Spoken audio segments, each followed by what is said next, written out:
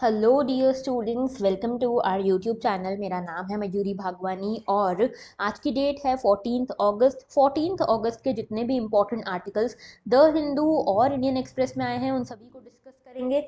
साथ में लास्ट के जो एक वीक में पीआईबी में जो इम्पोर्टेंट आर्टिकल्स आए हैं जो हमारे न्यूज़पेपर्स से छूट गए थे उन सभी को भी आज पूरा कवर कर लेंगे। आज की डेट है 14 अगस्त और आज के डेली न्यूज़ एनालिसिस को अब हम शुरू करते हैं। आगे बढ़ने से पहले मैं बता दूं कि आप मुझसे इन सभी मीडियम्स के थ्रू कनेक्ट कर सकते हो। टेलीग्राम पे हमारा ये चैनल है, इसको ज्वाइन ज़रूर कर लो और इस पे आपको मिल जाएंगी लेक्चर्स की पीडीएफ। कुछ लास्ट लेक्चर्स हैं जिनकी पीडीएफ मैंने अब तक डाली नहीं है, तो आज वो डाल दूंगी, उसकी कोई टेंशन लेने की ज़रूरत नहीं है। इसके अलावा कोई भी क्वेरी हो, कोई भी डाउट हो, कोई भी दिक्कत परेशानी, दुख दर्द तकलीफ जो भी हो आपकी यूपीएससी से रिलेटेड, आप मुझसे इन सभी मीडियम्स के थ्रू कनेक्ट कर सकते हो और अपनी क्वेरी रिजॉल्व कर सकते हो। ओके, आगे बात करते हैं। तो देखो आज के टॉपिक्स की बात कर लेते हैं। जीएस 1 में ज्योग्राफी में देखेंगे इटली के गर्डा लेक के बारे में। जीएस 2 में हेल्थ में देखेंगे एचआईवी ड्रग्स के बारे में। इसके साथ एक और आर्टिकल है राइस फोर्टिफिकेशन को लेकर, इसको देखेंगे। जीएस 3 में एनवायरमेंट में देखने वाले हैं कोस्टल इकोसिस्टम नॉर्म्स के बारे में एंड इकोनॉमी में देखने वाले हैं नीपम के बारे में। नीपम क्या है इसके बारे में भी बात करेंगे, इंटेलेक्चुअल प्रॉपर्टीज से रिलेटेड है। एंड जीएस 4 में we have nothing for today. Okay, आगे बात करते हैं। Italy's largest lake shrinks to new historic lows amid drought. तो देखो यहाँ पे पता ये चला है कि इटली का जो सबसे बड़ा लेक है लेक गर्डा, ठीक है, लेक गर्डा इसका नाम है, इसका ये काफ़ी ज़्यादा श्रिंक हो रहा है और अभी ड्रॉट जैसी सिचुएशंस इटली में चल रही हैं। तो इटली जो है लास्ट 10 सालों में सबसे वर्स्ट ड्रॉट जो है इटली में आया हुआ है। और ऐसे में जो लेक गर्डा जो सबसे बड़ा लेक है इटली का वो पूरी तरह से ड्राई अप हो रहा है, ठीक है। और यहाँ पे आज की डेट में लोवेस्ट लेवल पे है, तो रिकॉर्डेड लेवल्स जो अभी तक हुए हैं इसके उसमें लोवेस्ट लेवल पे है। और रीजन ये बताया जा रहा है कि टेम्परेचर्स बहुत बढ़ रहे हैं। तो देखो यही चीज़ है, क्लाइमेट चेंज से रिलेटेड, ग्लोबल वार्मिंग से रिलेट कर सकते हो। टेम्परेचर राइज हो रहा है और यहाँ पे कैरिबियन सी आसपास पड़ती है, ठीक है। तो कैरिबियन सी का और साथ में जो कैरिबियन सी के आसपास का जो एरिया है लेक गर्डा, इन सभी का जो टेम्परेचर राइज हो रहा है, ड्रॉट हो रहा है, जिसके कारण यहाँ का पानी सूख रहा है और ये काफ़ी लो लेवल पे पहुंच चुका है। ओके, 70% ड्राइंग हो चुके हैं यहाँ की इंपॉर्टेंट रिवर्स की। यहाँ पे एक इंपॉर्टेंट रिवर है पो, ठीक है। ये जो पो रिवर है ये काफ़ी ज़्यादा इटली का जो एग्रीकल्चर और इंडस्ट्रियल जो एरियाज हैं, सेक्टर्स हैं, इनको यहाँ पे सपोर्ट करने का काम ये पो रिवर करती है, जो कि काफ़ी ज़्यादा सूख रही है, 70% तक ड्राई अप हो चुकी है। इसके साथ कई सारी और यूरोपियन कंट्रीज हैं जैसे स्पेन हो गया, Germany, Portugal, France, Netherland, Britain, ये सब भी यहाँ पे भी ड्रॉट फेस कर रहे हैं, जिसके कारण यहाँ पे फार्मर्स परेशान हैं, शिपर्स परेशान हैं, क्योंकि यहाँ पे कोई भी काम नहीं हो पा रहा जो वाटर से रिलेटेड है, ठीक है। और यहाँ पे जो अभी बहुत ज़्यादा बुरी कंडीशन है ये रिवर पो की। ये रिवर पो जो है इटली की लॉन्गेस्ट रिवर है, याद रखना। और ये जो है अभी काफ़ी लंबा नुकसान पहुंचा चुका है ये पूरा ड्रॉट जो है यूरोप को और स्पेशली इटली को, जहाँ पे मेजरली इरिगेट करने के लिए इन रिवर्स के ऊपर डिपेंड किया जाता है। तो अभी बस आपके लिए जानना इतना ज़रूरी है कि यहाँ पे एक रिवर पो है जो इटली की लॉन्गेस्ट रिवर है। यहाँ एक लेक है रिवर लेक गर्डा जो इटली का सबसे बड़ा लेक है, जो कि अभी बहुत ज़्यादा ड्राई हो रहा है। यहाँ पे लेक गर्डा के पास में एक पेनिनसुला पड़ता है जिसका नाम है peninsula of Sirmione. Okay, peninsula of Sirmione, ये भी याद रखना है कि ये इटली में पड़ता है। लोकेशन आओ चलो देख लेते हैं। तो यहाँ पे देखो ये है इटली। इटली जो है ये मेडिटेरेनियन सी में पड़ता है, ठीक है, मेडिटेरेनियन सी में इटली पड़ता है। इटली के आसपास तीन छोटी छोटी सीज आपको देखने को मिलेंगी। एक साइड है लिग्यूरियन सी, दूसरी साइड है टायरेनियन सी और तीसरी साइड है एड्रियाटिक सी। याद रखना, लिग्यूरियन, टायरेनियन और एड्रियाटिक। और ओवरऑल एक बड़े फॉर्म में देखोगे तो मेडिटेरेनियन सी का हिस्सा यहाँ पे ये सब तीनों सीज बनाती हैं, ठीक है। इटली जो है यहाँ पे देख रहे हो पेनिनसुला है और यहाँ पे एक छोटा सा आइलैंड है, इटली का ही है, सर्डिनिया नाम का और सिसिली नाम की, ठीक है। ये दो आइलैंड है यहाँ पे। एक और आइलैंड यहाँ पे देख सकते हो कॉर्सिका, ये फ्रांस का आइलैंड है, ठीक है। कॉर्सिका है फ्रांस का आइलैंड, ये मेडिटेरेनियन में है। इसके अलावा सर्डिनिया और सिसिली, ये दो आइलैंड हैं जो इटली के हैं मेडिटेरेनियन सी में। यहाँ पे ये देख रहे हो ये जो लेक आपको दिख रहा है ये है लेक गर्डा, ठीक है। ये है लेक गर्डा और इसी के पास में देखो इंपॉर्टेंट सिटीज आपको देखने को मिलेंगी, मिलान, यहाँ पे रोम, यहाँ पे पास में वेटिकन सिटी देखने को मिलेगी जो क्रिश्चियंस की सबसे होली सिटी मानी जाती है, ठीक है। तो ये इंपॉर्टेंट लोकेशन है। यहाँ पे जो रिवर फ्लो कर रही है सबसे लॉन्गेस्ट रिवर, उसका नाम है पो। ओके, आगे बात करते हैं। अच्छा, इसका आप लोग एक काम जरूर करना, आज एटलस खोलना और इस एटलस में जाके इसकी नेबरिंग कंट्रीज जरूर देख के आना। मुझे आप लोग कमेंट कमेंट सेक्शन में बताना भी कि आपने जो देखा एटलस में, उसमें इटली को कौन कौन सी कंट्रीज ने सराउंड कर रखा है। ओके, आगे बात करते हैं। नेक्स्ट हमारा आर्टिकल है द हिंदू का, have coastal ecosystem norms been violated. तो कोस्टल इकोसिस्टम के जो नॉर्म्स हैं क्या वो वायलेट हुए हैं नहीं हुए हैं, इसको लेकर सीएजी की एक रिपोर्ट आई है। तो यहाँ पे सीएजी कौन होते हैं, controller and auditor general. Basically ये क्या करते हैं, गवर्नमेंट जो भी यहाँ पे डिसीजंस लेती है उनकी परफॉर्मेंस वगैरह को यहाँ पे ऑडिट करते हैं, ठीक है।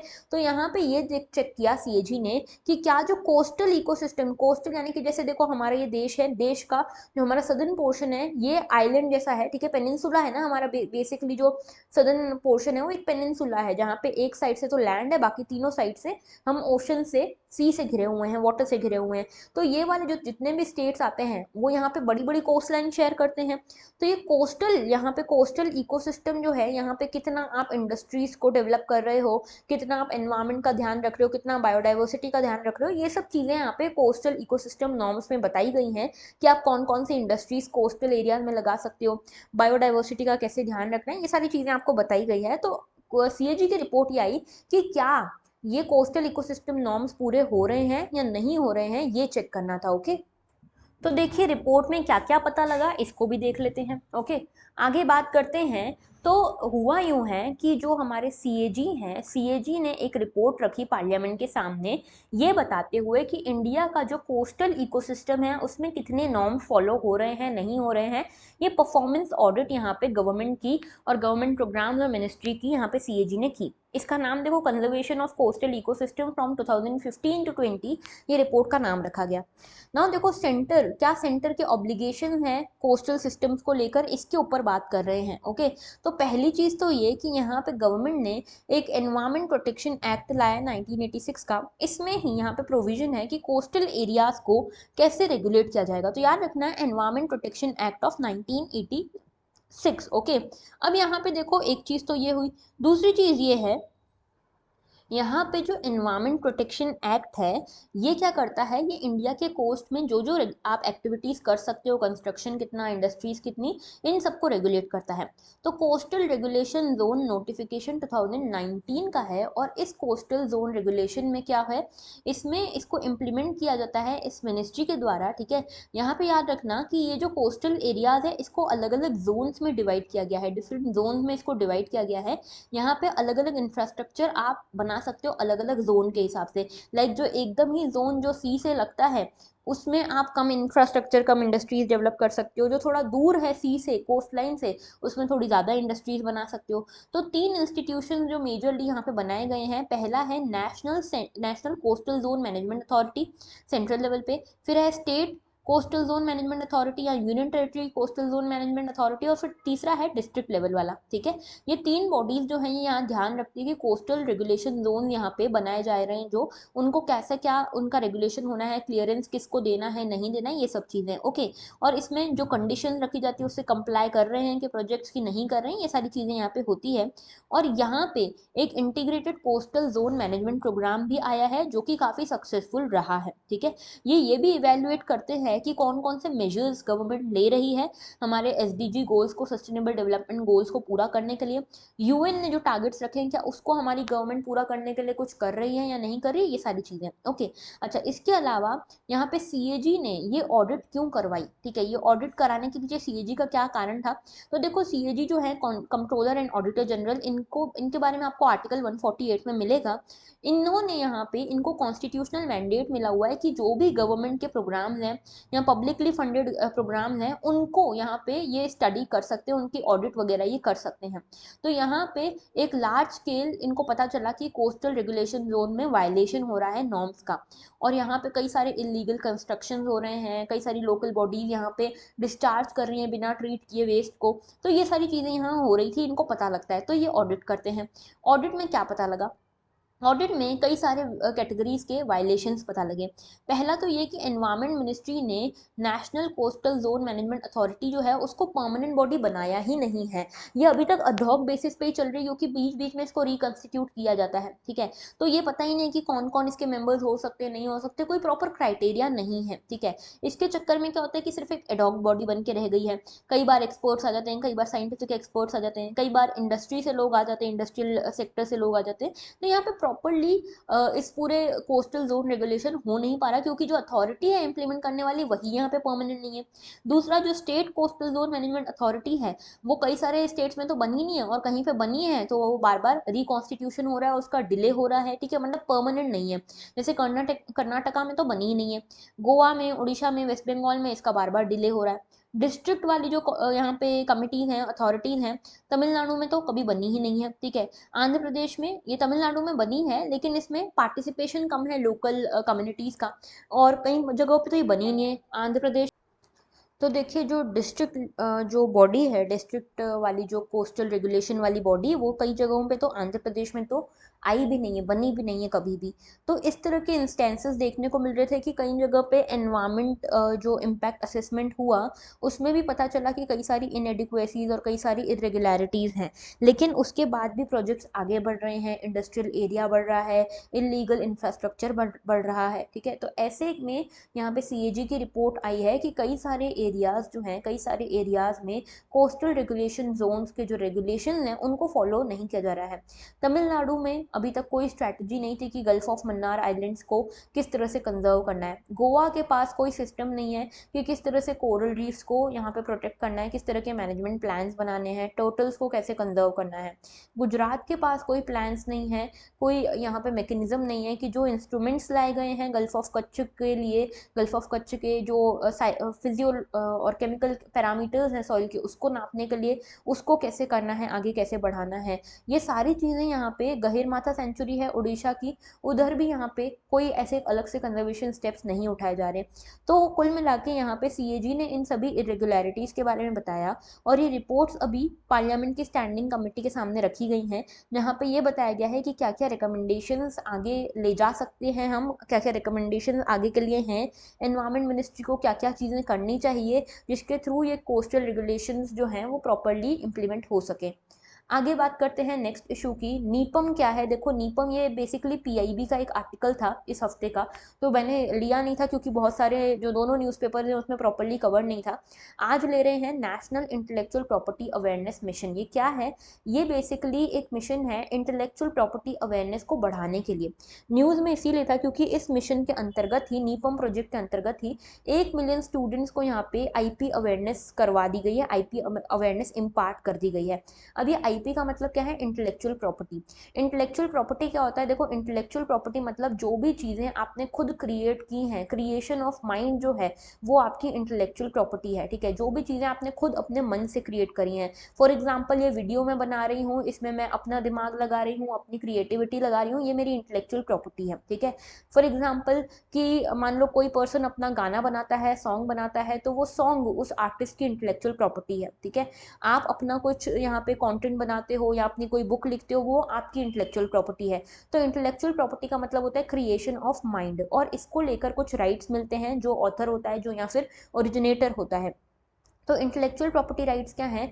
वो राइट्स जो कि यहाँ पे उन लोगों को दिए गए हैं जिन्होंने क्रिएशन किया है अपने दिमाग से, क्रिएशन ऑफ देयर माइंड्स के लिए उनको जो राइट्स मिले हैं। जैसे कि कोई भी इन्वेंशन हो गया, लिटरेरी वर्क, आर्टिस्टिक वर्क हो गया, सिम्बल्स हो गए, नेम्स हो गए, इमेजेस हो गई, जो कॉमर्स में यूज़ की जाती हैं, इन सभी को यहाँ पे इंटेलेक्चुअल प्रॉपर्टी राइट्स के अंतर्गत कवर किया जाता है। और इसमें देखो, नोडल एजेंसी है इसकी इंटेलेक्चुअल प्रॉपर्टी ऑफिस, जो कि आता है ministry of commerce and industry के अंतर्गत।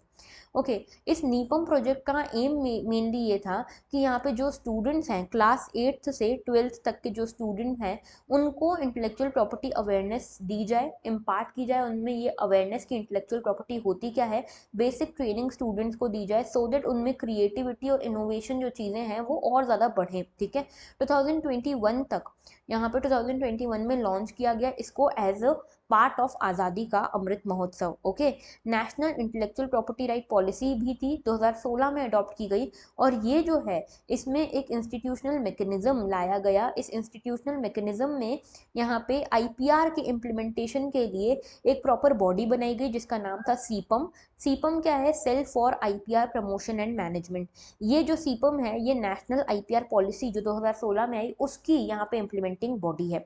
तो नीपम क्या है? आई होप ये बहुत ही क्लियर है। 8th to 12th स्टूडेंट जो है, 8th to 12th क्लास के जो स्टूडेंट हैं उनको इंटेलेक्चुअल प्रॉपर्टी के बारे में अवेयरनेस फैलाने का एक मिशन है। ओके, आगे बात करते हैं। HIV drugs shortage is a challenge to end AIDS in India. तो देखो HIV ड्रग्स शॉर्टेज जो है अभी ये देखने को मिल रही है हमारे देश में। पहले तो HIV क्या है? HIV is a human immuno deficiency virus. इस वायरस के कारण आगे जाके आपको एड्स हो सकता है। ठीक है, तो ये जो एड्स और HIV को यहाँ पे रोकने के लिए, इसकी रोकथाम के लिए कुछ ड्रग्स की ज़रूरत लगती है। ये ड्रग्स जो हैं हमारे देश में इसकी शॉर्टेज चल रही है। तो पहले देखते हैं ये HIV के बारे में। देखो HIV का मतलब है ह्यूमन इम्यूनो डिफिशियंसी वायरस। और इस वायरस में क्या होता है कि ये वायरस आपके इम्यून सिस्टम के ऊपर अटैक करता है, आपके इम्यून सिस्टम को कमज़ोर करने की कोशिश करता है।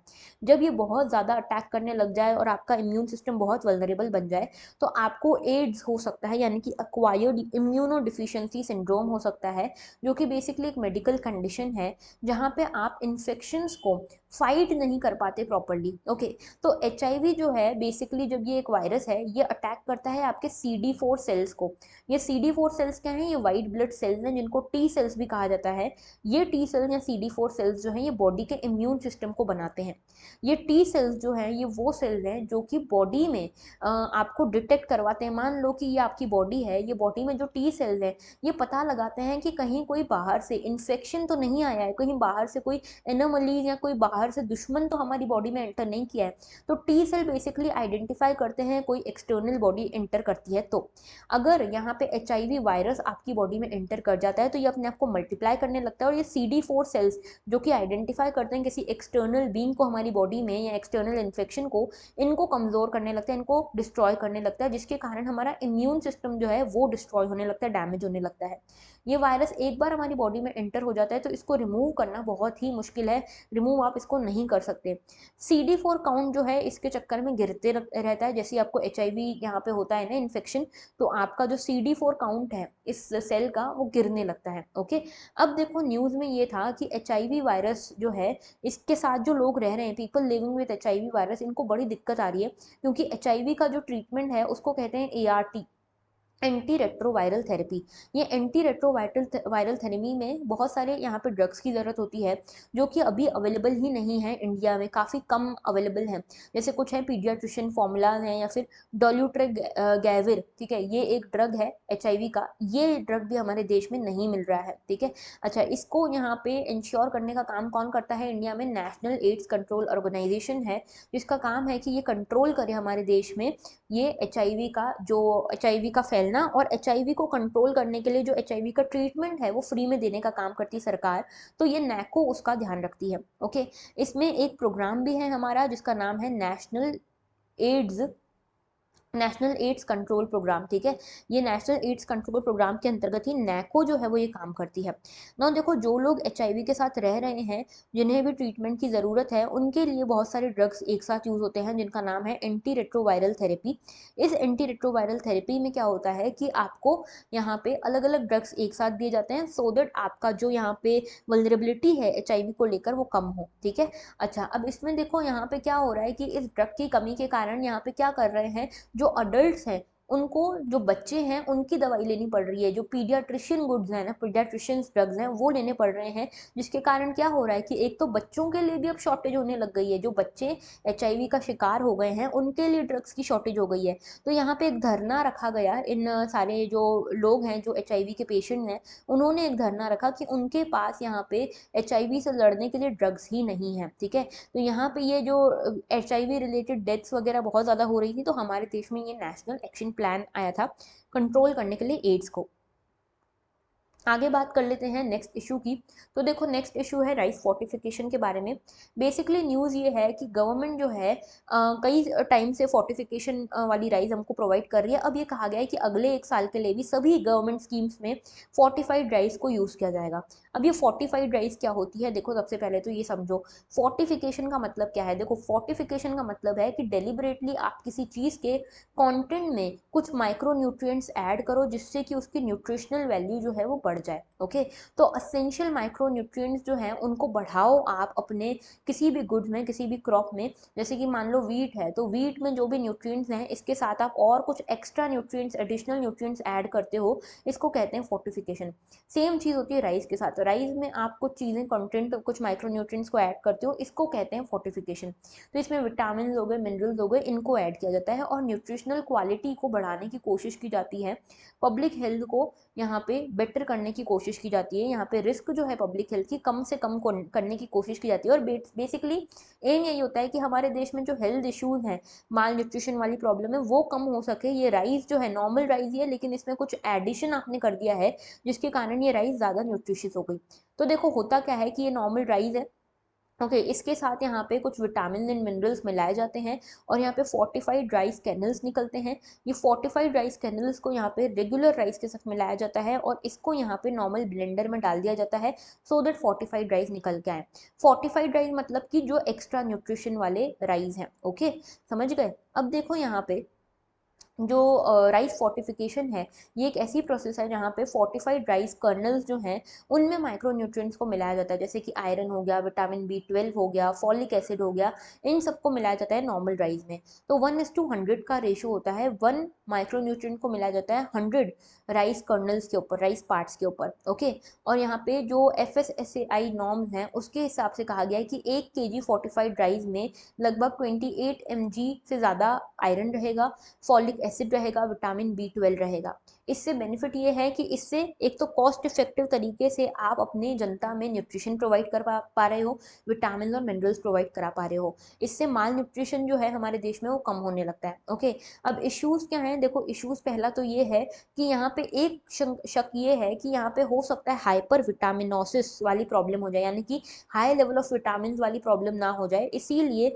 बेटर तरीका ये माना जा रहा है कि डाइटरी डाइवर्सिटी करना ज़्यादा बेटर है than rice fortification. Dietary diversity का मतलब क्या है कि आप डाइट लेते हो उसमें हर तरह की डाइट लो, ठीक है, तो अलग अलग चीज़ें आप डाइट में लो, ये बेटर तरीका है than doing the fortification. Okay, तो ये राइस फोर्टिफिकेशन के बारे में आपको पता होना चाहिए। And that was all for today, thank you for watching. अगर आपको लेक्चर अच्छा लगा है तो लाइक ज़रूर करना। मैंने आपसे कुछ चीज़ें पूछी है इस लेक्चर के दौरान इटली के सराउंडिंग कंट्रीज़ की, उसका जवाब ज़रूर देना, शेयर ज़रूर करना अपने दोस्तों के साथ और सब्सक्राइब करना मत भूलना। That was all, thank you for watching and have a very good day.